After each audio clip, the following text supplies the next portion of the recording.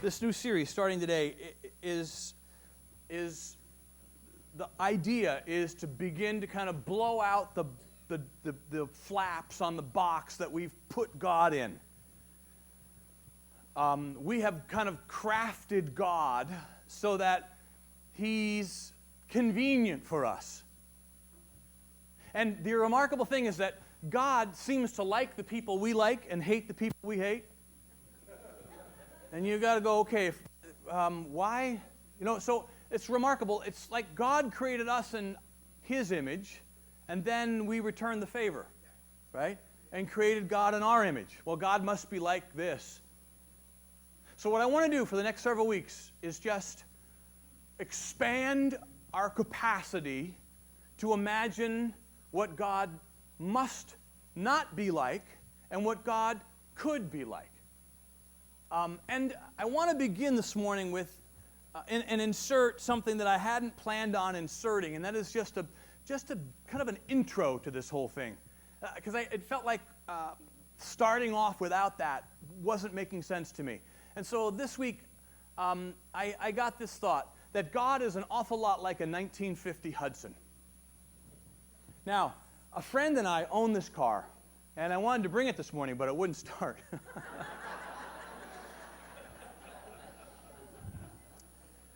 And hopefully God isn't too mad at me for what I was saying while I was trying to start the car. But a lot of people's idea of God is like a 1950 Hudson. I mean, it's cool, right? But, and it was important at one time. 1950, this was a cutting-edge car, actually. And if you've seen the movie Cars, you know that Doc Hudson was a NASCAR winner in 48, 49, 50, because the Hudson, the fabulous Hudson Hornet, was the first car to offer this step-down model where they built the body over the frame, not on top of the frame. At one time, that was a cutting-edge automobile. I mean, it's great. And God is like a Hudson because this Hudson that we have, my friend and I, has been graciously preserved, and we enjoy it from time to time. We keep it in a garage down in Belmarin Keys and take it out whenever we want to. God is a lot like that, right? Now, I wanted to this morning, and He wouldn't come out. So I have found that a lot of us view God like we would view a 1950 Hudson. Wonderful for a Sunday ride. You wouldn't want it as your everyday driver. This car gets about 12 miles to the gallon. Everybody looks at it and smiles. And in fact, the car is largely irrelevant. I mean, it's a fun novelty. A lot of people think about God that way. At one time, God was important because people didn't know anything. They didn't know about science and about the way that the world worked, and so there had to be this mysterious force that was present to kind of presto changeo, cause things to appear and make the sun come up. But we know better, and so God has become kind of a back burner item. Even for us people, sometimes God is not that important. Let me ask you a question. What do you think about when you think about God? I want you to take 2 minutes. There's a spot in your notes. And if you don't have notes, it's too late. You should have grabbed them on the way in. But for those of you who have notes, if you need notes, just put your hand up and we'll get them to you. But just take a second and write out a couple things. I'm not going to ask you. I just want you to be reflective for a moment and answer that thought question. What do you think about when you think about God? It's an important question.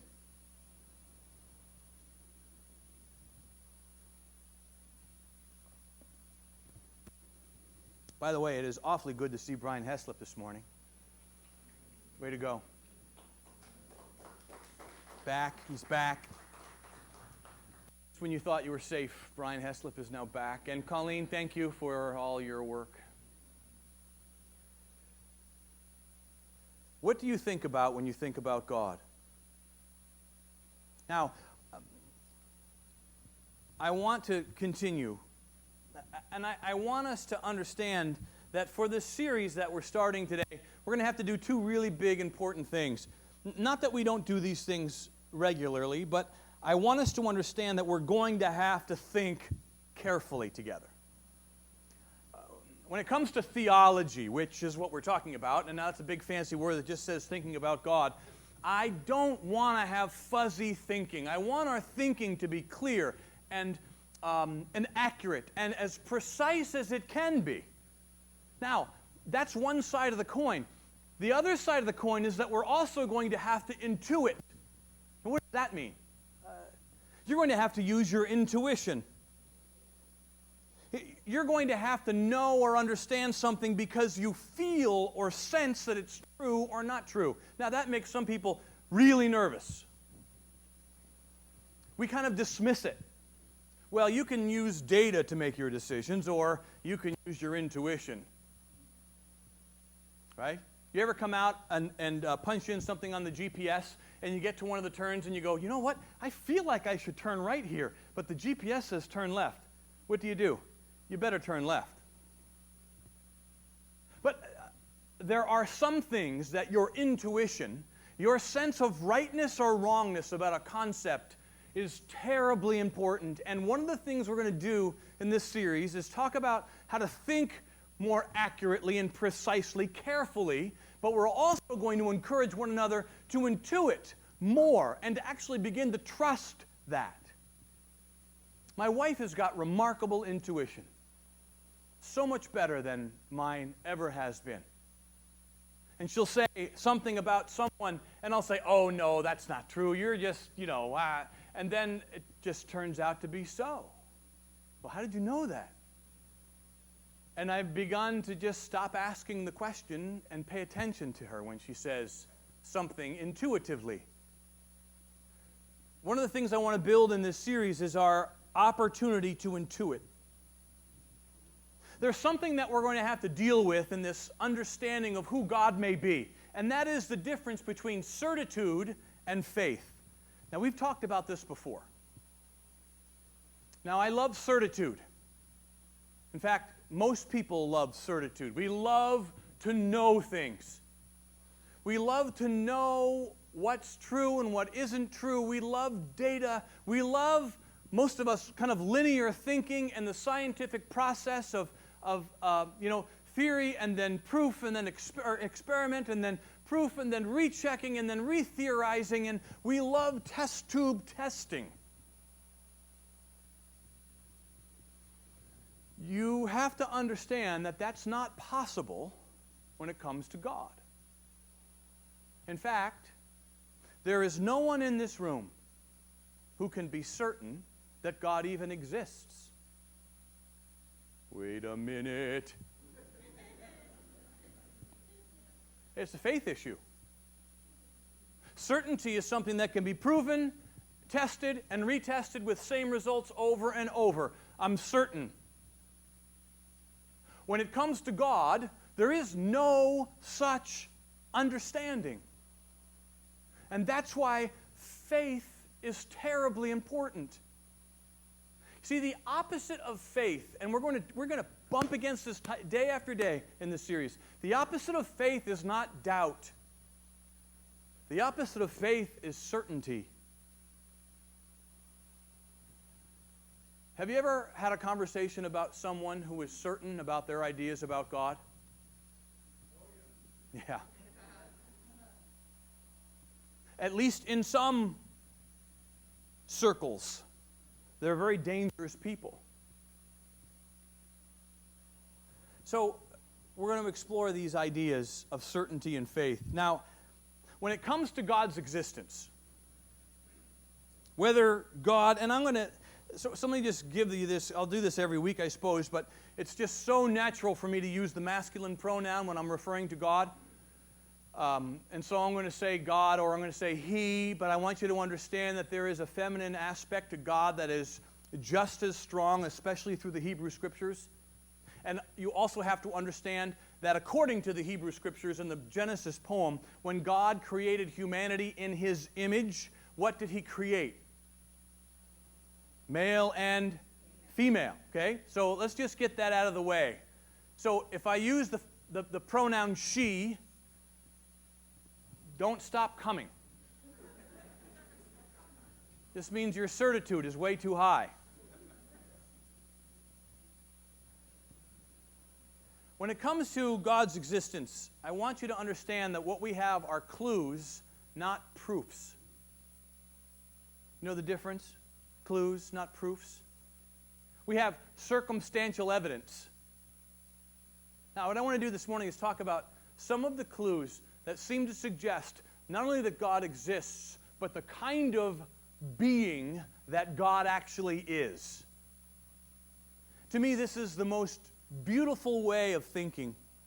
So in other words, there are divine fingerprints all over the place. And what I want to do for the next few minutes is just explore and look at some of those fingerprints. Certainly not all of them, just a few that we have time for this morning. Now, by the way, Scott mentioned community groups, and one of the things that we do in community groups is we discuss the things that we talk about here, because this is kind of mostly a one-way conversation. Have you found that to be true? Never ceases to amaze me that anybody shows up to hear somebody talk. But you do, and I'm grateful. But during community groups, the conversation is evolving all the time, and that's a good thing. So, what's the first fingerprint? Certainly this one, existence. What do you mean existence? Well, why is there something rather than nothing? You ever wonder that? Now, I know a lot of times we're just too busy with getting kids to this and to that and to paying this bill and that bill and to, making sure that we get the recording set right on the, almost called it a VCR. Isn't it nice now you can just say, record this right into the thing and it does it? You don't have to understand anything. Yikes. Why is there something rather than nothing? I think that that's a reasonable question. A long time ago, there was a big bang. It was a big bang, a really big bang.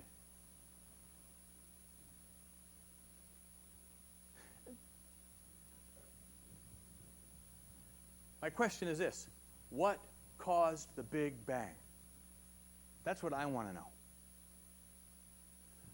I think that some of the best minds we have say there was a Big Bang, that our whole universe is expanding away from that one point, that there was a minute point of energy that was so unbelievable that it exploded, and it's still moving outward in our universes, and that everything that we see is a result of that Big Bang of energy. And I'll go, okay, what caused the Big Bang? I mean, there is this thing in life, this idea in life called a contingent.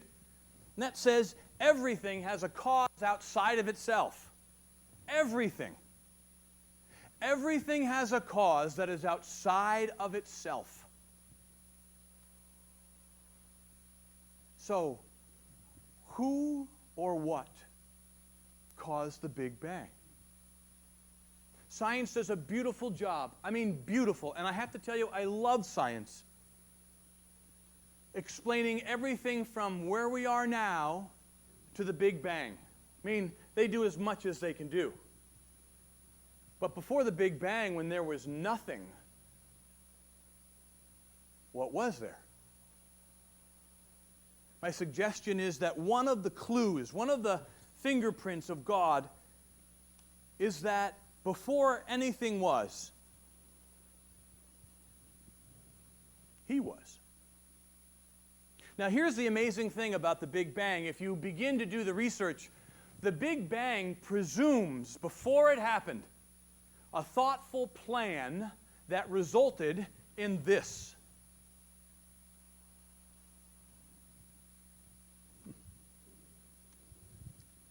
Stephen Hawking. The odds against a universe like ours emerging out of something like the Big Bang are enormous. I think there are clearly religious implications. Stephen Hawking. See, any thoughtful person who looks beyond what a telescope can see or what a test tube can prove has to think to themselves, something else is going on here. There's something more beyond what's happening here. You play poker? I love playing poker. Let me give you a thought experiment. Let's just say that 6 of us were playing poker together, and I was dealing. And I dealt myself 20 hands in a row of 4 aces. What would you begin to think?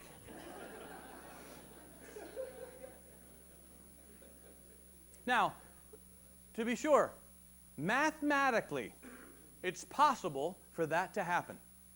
Mathematically, it's possible for me to deal myself 20 hands of 4 straight aces, 20 times in a row. It's mathematically possible. But there's a better explanation, isn't there? You're a cheater!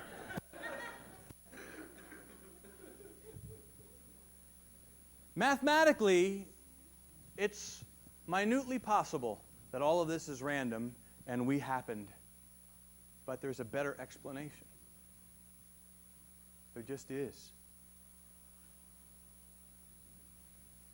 Existence is a beautiful fingerprint. There's another one, though, and I think this may be my favorite. Beauty. Why is something beautiful? This is a great scene that indicates a beauty. It's kind of lost in the projector, but when you see something as beautiful, it's beautiful to you because of its rightness. Now, beauty is in the eye of the, right? So what's beautiful to you may not be beautiful to me, but there are some things that are universally astounding. There are some things that all humanity goes drop-jawed and like, wow, like the birth of a child. You look at that hand and that kind of pink, see-through flesh. And you smell. What's better than putting your nose in the neck of a baby? Just, what is that? It's rightness. There is a sense of beauty that's just right. That rightness can be outlined in a very general way with these words: truth, justice, love, proportion. You ever look at something, even architecturally, and go, boy, that just seems a little bit off? Have you ever heard of this thing called the golden mean? This ratio, 4:3 ratio of the way things are supposed to be proportioned and what makes that happen and makes it work. There's something in every human being's brain that knows when something is off. What's that about? Well, there's a designer somewhere in there.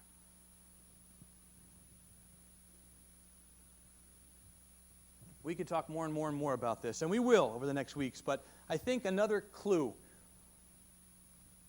of a God that exists is the human love for beauty. Humans are different in this regard. And if you are an art lover, you have dogs playing poker in your living room. You may have Elvis on velvet somewhere in your house. The classics, you know. But your dog does not have a distinct love of beauty. Your cat certainly doesn't.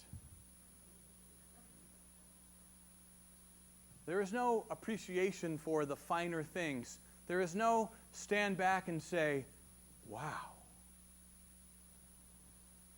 But humanity does. There's another clue. This one's fun. Desire. You have appetites or desires.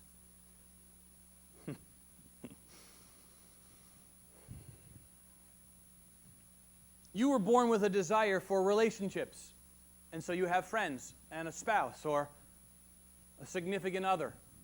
Why? Because there's a desire for community. There is something in you that says, I need other people. You have a desire for sleep and food. And so what do? You eat and you sleep.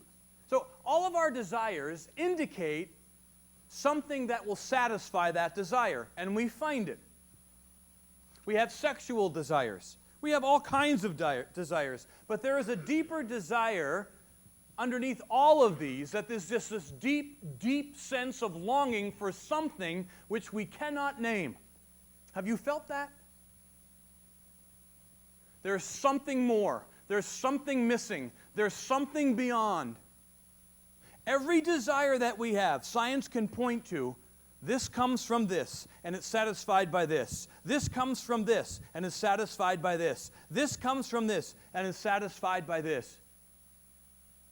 But that deep sense of longing for something bigger, beyond, we try to satisfy it with other things, but nothing fills the void except the divine. There is something missing. And one of our desires cannot be fulfilled unless we come to grips with the fact that there is a God. Now, if you're like me, into that void I sucked a God that was very left-brained and linear. Like I said earlier, a God that didn't like the people I didn't like and valued the things that I valued, and I created that God in my image. A lot like Greece. Greece did a great job of creating gods that were very convenient for them.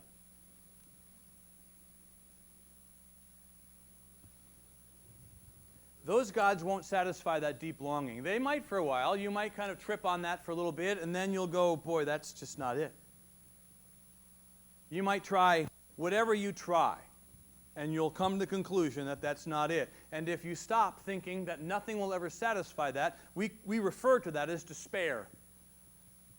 That's what despair is. Let me give you one more. I think the last clue we're going to talk about is this clue of human dignity.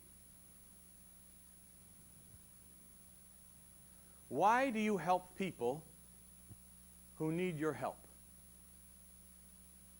This is not explained by Darwinism.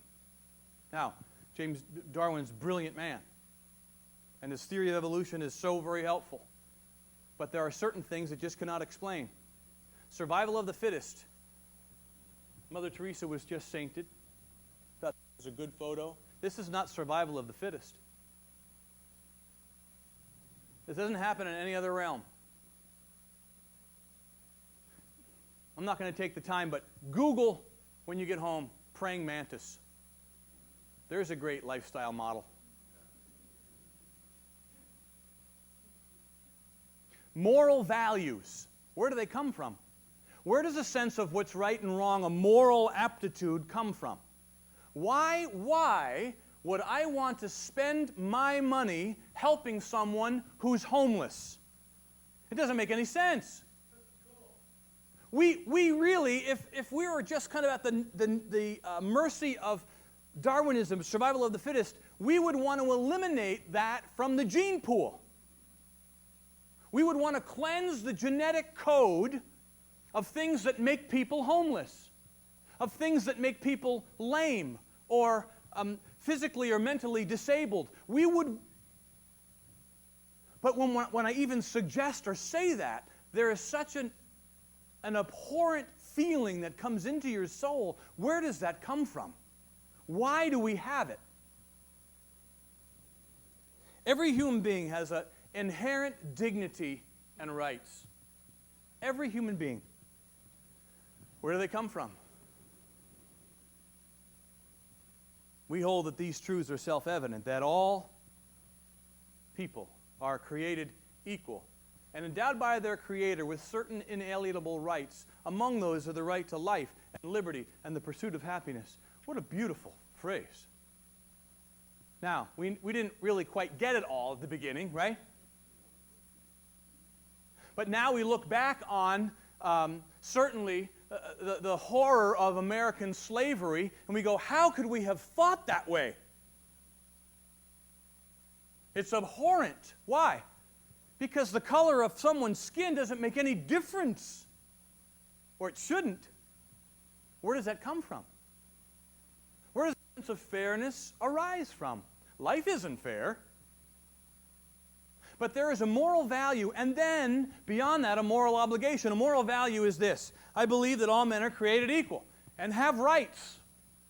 But then you say, and some say, well, those are your morals, that's fine, but you can't force them on other people. But not only can we do. Case in point, just a really clear one. Adolf Hitler didn't think it was morally wrong to exterminate a whole race of people, right? We just go, well, just how he thinks. No. We do something about it. We step up and we do something about it. We stop that madness. Where does that come from? The moral obligation to bring justice and peace and love into a situation. I suggest to you, it is one of the most beautiful fingerprints of a loving deity that stands at the ready to supply all of that we need. 9/11. What made a fireman run into the building?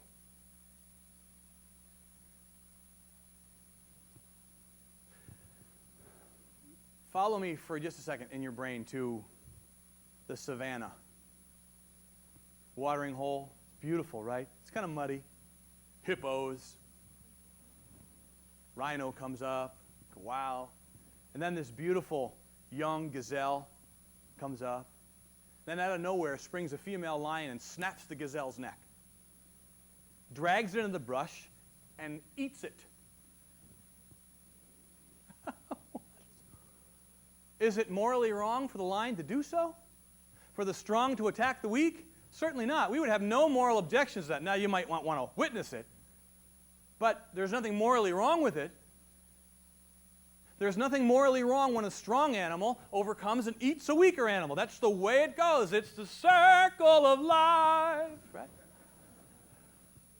But when it happens in humanity, there is something terribly wrong, and we stand up and we say, stop it, you can't do that. We've got to protect. There is justice. I'm so excited to kind of explore that with you, to go, where does that come from?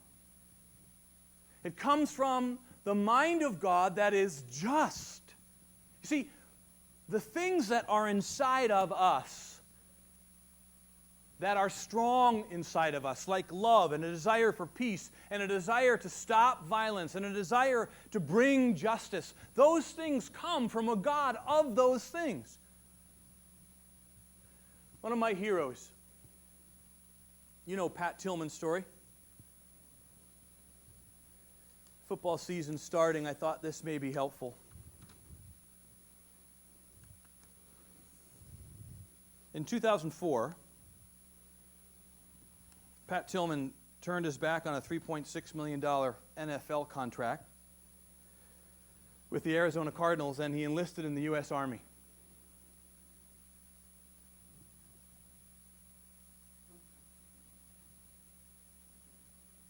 Lions and tigers and bears don't do that.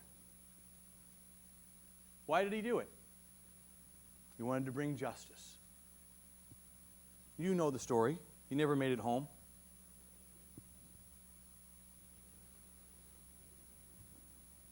Why do people risk their lives to save other people?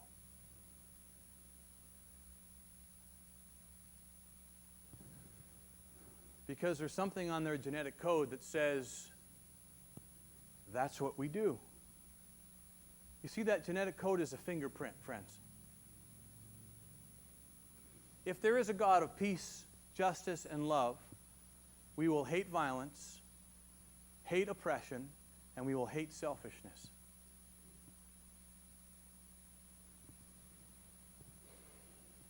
There aren't proofs. I can't.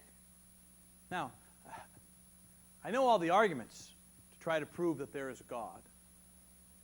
I was raised in a church that tried to do that. And let me just give you an explanation of what happened to me because of that. And it's just my story. I was raised in a very certitude type of church where We can know these things, and they're for sure, and there's no question about them. And this is it, and that is that, and we are right, and they are wrong. And then I began getting older and reading and kind of understanding the ways of the world and being open to more broad ways of thinking. And because it was either this or nothing, I came to a place in my life where I thought, that God doesn't exist. See, what happens when you make a God that is so chiseled in stone that nothing, that's the only way that that God can be, is you end up worshiping that God all by yourself, and that God turns out to be an idol. That is not very helpful. The moment we understand fully who God is the moment He ceases to become God. Because the finite cannot comprehend the infinite. Now, there are clues.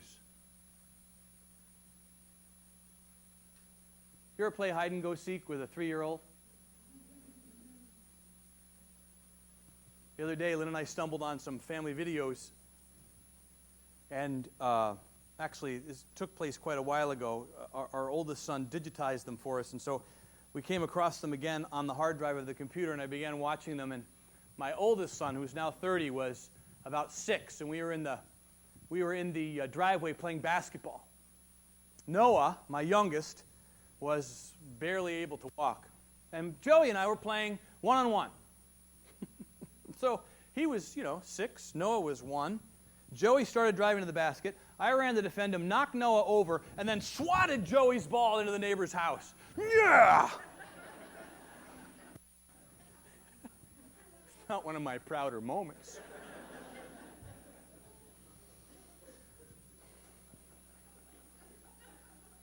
That's not how God plays with us. Now, I can remember playing hide and go seek with the boys, and they would hide their eyes, and I would hide, and what I would do is go into the closet, and they would never find me if I didn't want them to, right? You get in the car and drive to,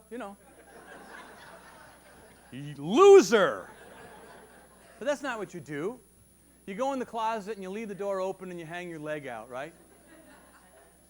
And they find you because you want to be found by them. That's God. We find Him because He leaves fingerprints, and He wants to be found by us. Over the next 6 or 7 weeks, what I'm going to do each week is just lay out a part of God that I think is remarkable and, in my estimation, life-changing. And that's what I want to do together. So this morning, by way of introduction, I want us to understand that God wants to be found by us, and He's left us a lot of clues. Certitude is not a value in His mind, but faith. Come on up, you guys. Faith. Believing that God is, and that He rewards those who diligently seek Him. That is a value. So, Father, thank you. Thank you for being the kind of God who leaves clues for us. And I pray, God, that you would help us to examine them well and to follow after, and to find you in ways that you allow yourself to be found. I pray that you would help us to be amazed by who you are and helped by who you are and become more of who you are so that we can do the same for others. I pray, God, that you would expand our hearts in this. I pray, Father, that you would help us again today to remember well 9/11, to hold it in a deep place in our heart, to honor those, God, who need to be honored, and to stand against violence and injustice and selfishness wherever we find it. And I pray these things in the Spirit of Christ. Amen. Thank you, friends. Have a great day.